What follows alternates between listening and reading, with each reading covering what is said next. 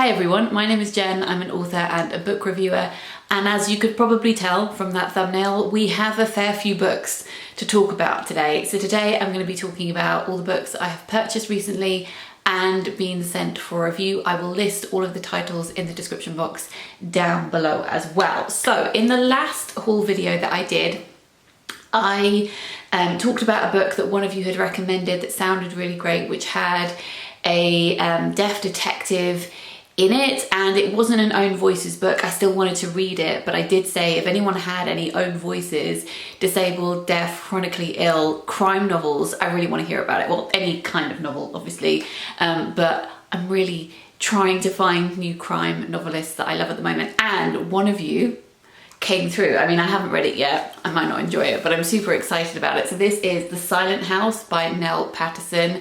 So Nell started to lose her hearing in her 20s. She doesn't wear hearing aids, and she has been teaching in the deaf community for a very long time, for 12 years. So this is a crime novel, and it says the Hunter family are deaf. They don't hear a thing when a terrible crime takes place in the middle of the night.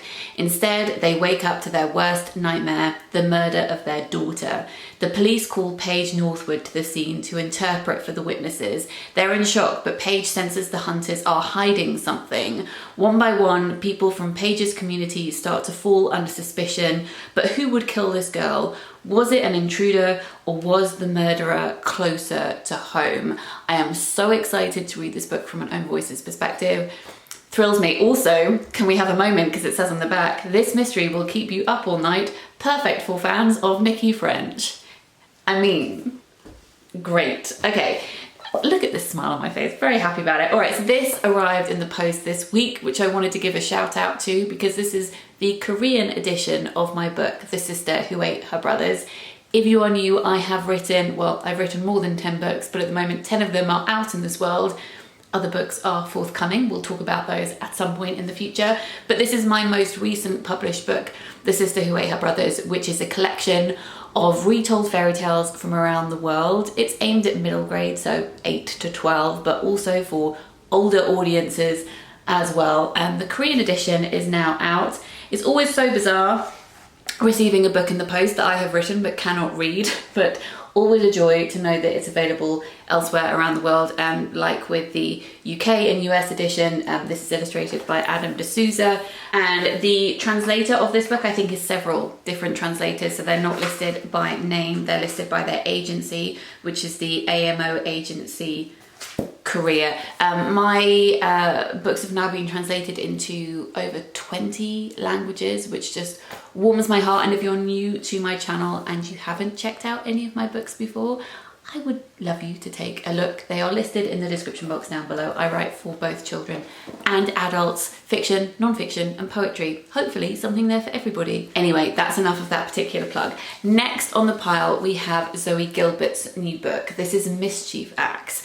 Now, in my last reading vlog, I said I would like to do a reading vlog in the future where I give authors a second chance. And that sounds really sinister and dramatic, and I don't mean it to. I just mean that, like all of us have experienced, I have previously read books by authors that I'd hoped to adore and for one reason or another just didn't end up loving. And Zoe Gilbert is one of those authors. I love her writing so much, but Folk just didn't work out for me as a book. But this is her new book, and I'm excited to try it. And Eric over at The Lonesome Reader said that he thought I would really like it, so I decided to pick it up. It's set in a forest and it is steeped in folklore. It's about Hernan the hunter, who's a mischief maker, spirit of the forest, leader of the wild hunt, who is hurtling through the centuries pursued by his creator. For some reason, the blurb of this book is kind of giving me a Piranesi feel.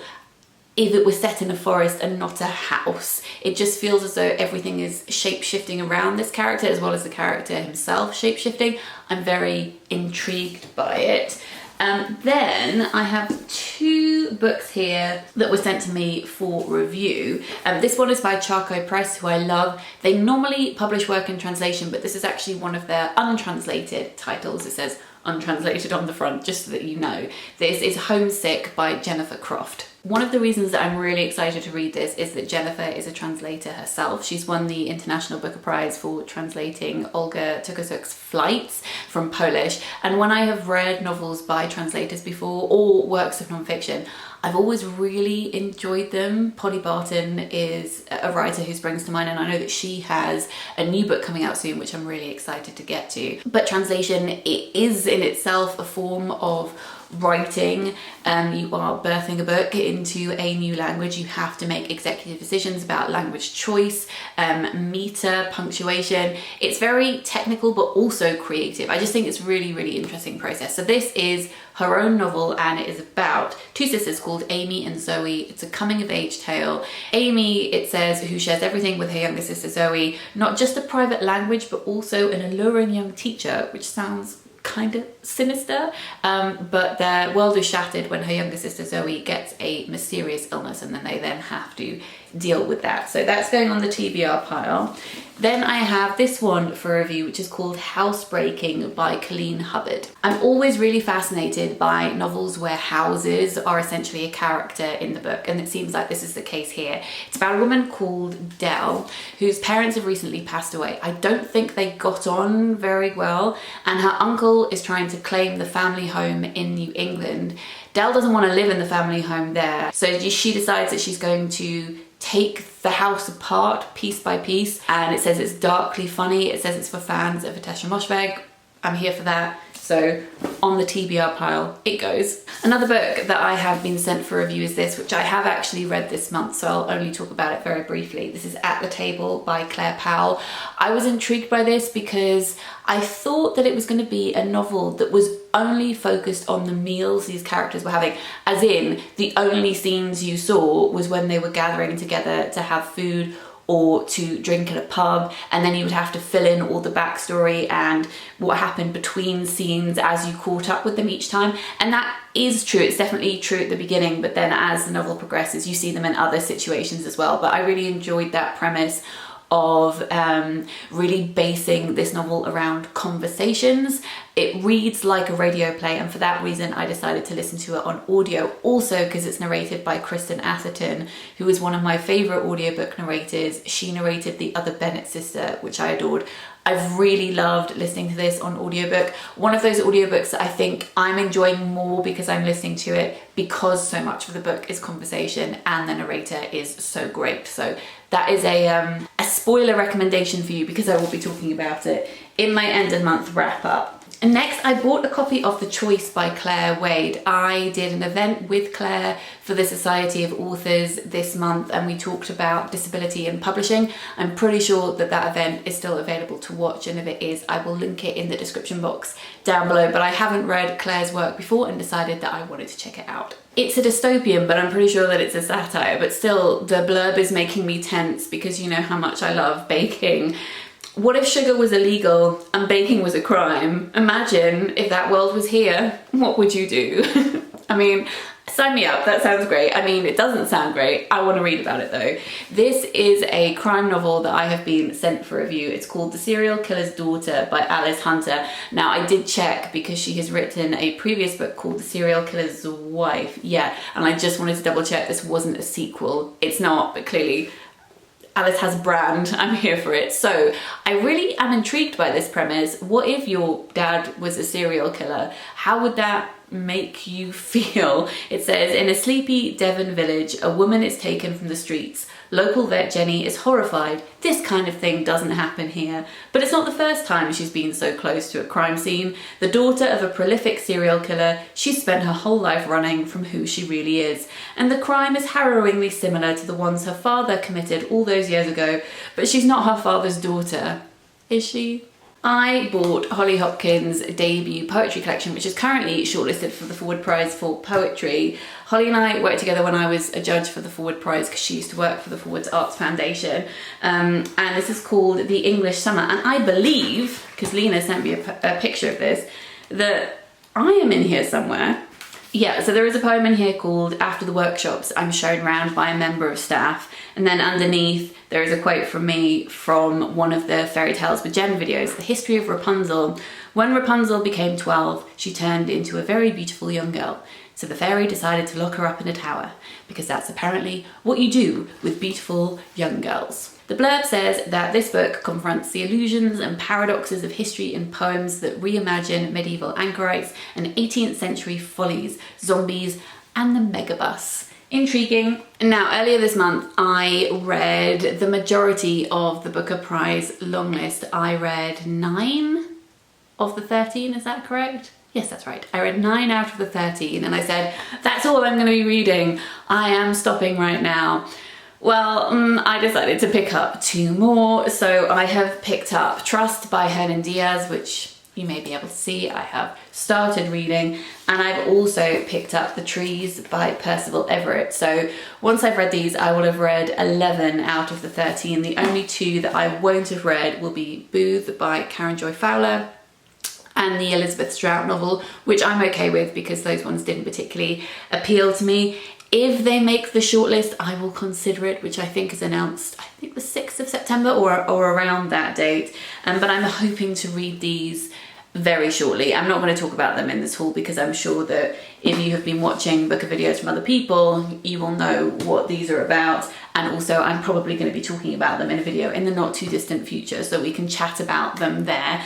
But yeah, I am stopping with the Booker Prize long list now.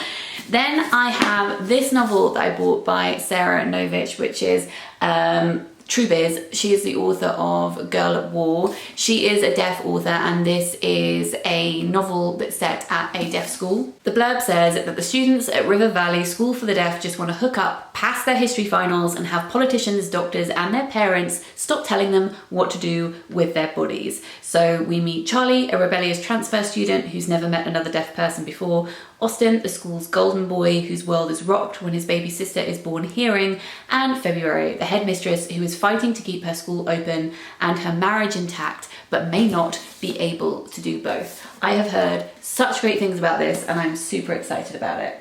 Another book that I've already started reading because I have no self-control is Breathe and Count Back from 10 by Natalia Sylvester.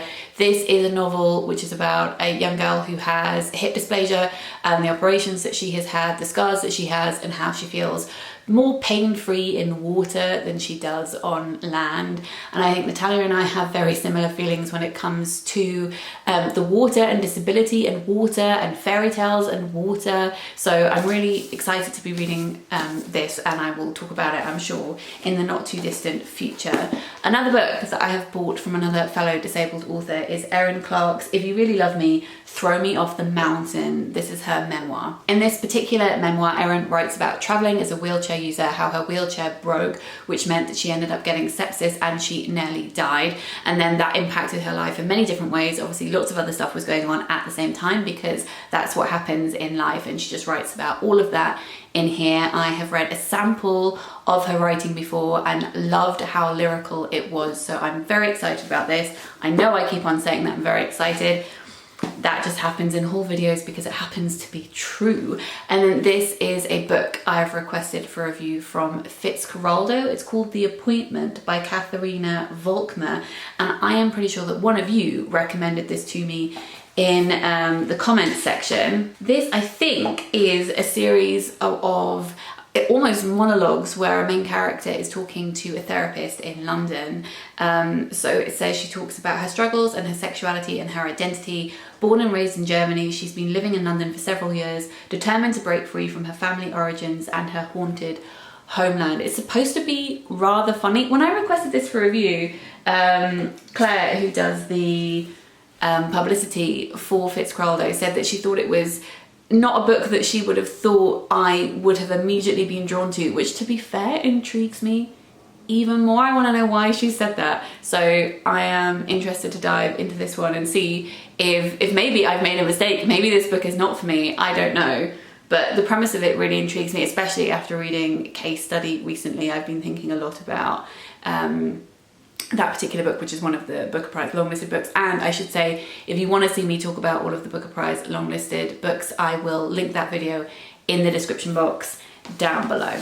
We are nearly at the end. So this is the 83rd issue of Magma Poetry, and this is their Solitude issue. I'm really excited to read this because it's got new work in here by Raymond Antibus, who I absolutely love. But one of my poems was highly commended in this year's Magma Poetry competition, so I was sent a copy of this, and you can read that poem of mine on their website if you're interested, which I will link in the description box down below.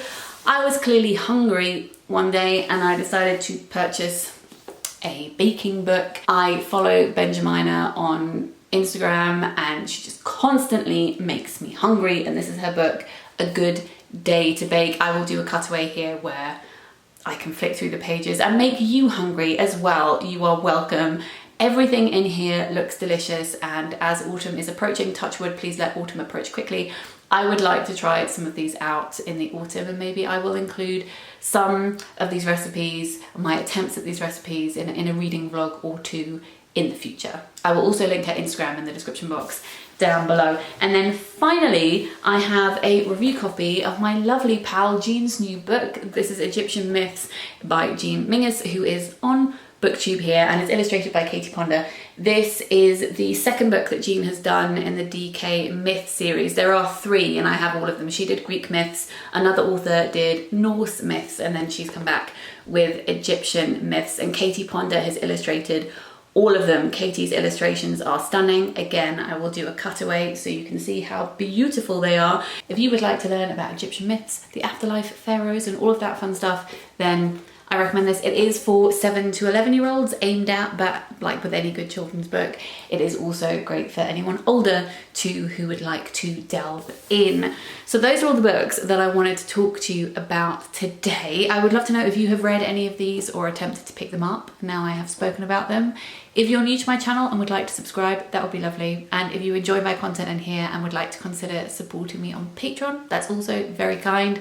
Link to that is in the description box down below. Support over on Patreon means I can keep creating free content on here for everybody, and also means I can take the time to make it accessible and all of that great stuff. There are also a few other extra things over on Patreon as well. That brings us to the end of this video. As I said, I will list all of the titles in the description box down below. I hope you're all having a good week, and I will speak to you very soon. Sending lots of love. Bye.